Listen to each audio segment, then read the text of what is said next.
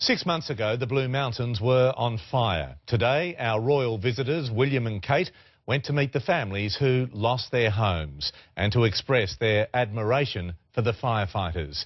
The mountains themselves, well, they formed a breathtaking backdrop to the visit. The magnitude of the mountains stretched out at their feet.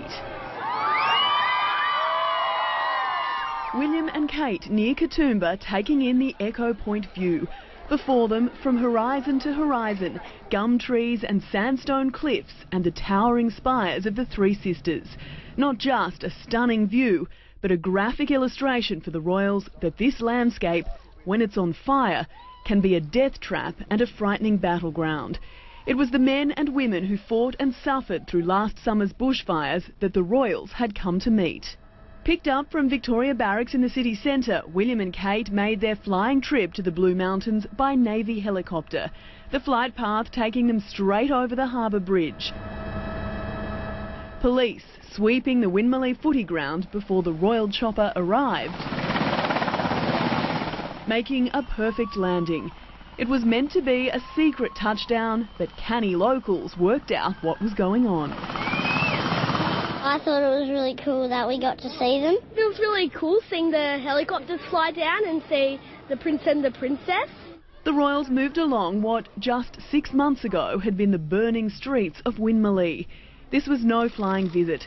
Kate and William deep in conversation with the families who lost everything, visibly moved by their stories. They said they're coming back for a cup of tea when my house is rebuilt. They both talked to me and I got a kiss off Kate. They want to know how our children were going as well. It's grateful for them to come down here and help them people that lost all their houses and stuff. At the Girl Guide Hall, more excited locals were waiting. This time it was the brave men and women who fought back the flames the Cambridges wanted to meet. It must have been very You guys all did a fantastic job, right? You know that. You did. They lost a life, especially amongst you guys, they lost a life. Any of your favourite photos?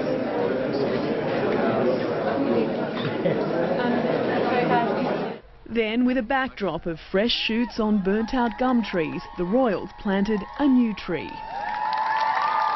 It was pictures the couple saw of those devastating bushfires in the Blue Mountains that made them want to come here.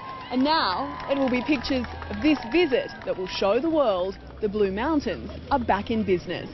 For excited girl guides, the thrill of a lifetime, face to face with a real-life princess bearing flowers and presents for her little prince.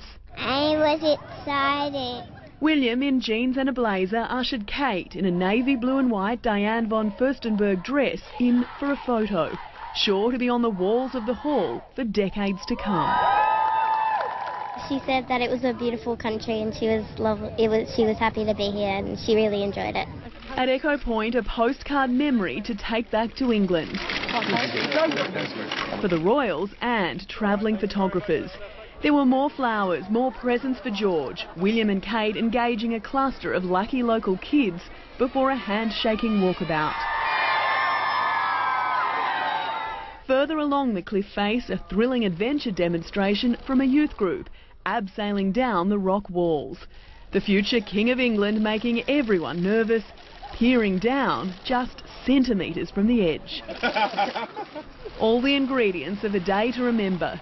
Gum trees and flowers, the beauty and the danger of the Aussie bush. Plenty to talk about on their chopper ride back home to baby George. Plenty to talk about indeed. Jane joins us now. Jane, a remarkable reception for the couple today. Oh, Pete, so many people expressed to us just how pleased they were that William and Kate took the time to visit their communities in the aftermath of those awful bushfires. And it seems that no matter how many people they meet, their enthusiasm and interest never wavers.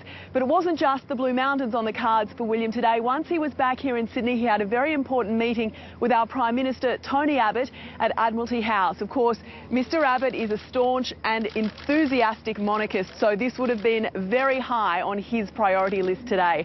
Tomorrow, a complete change of pace for the royals. They'll start at the Easter show and then head to Manly for a visit to Bear Cottage and, of course, the beach. Pete? Jane, thank you very much. Well, there'll be more opportunities, as Jane said, to catch a glimpse of the royal couple tomorrow, with Kate and William beginning their third day in Sydney at the show. Sylvia Jeffries is there tonight, and Sylvia, take us through their plans.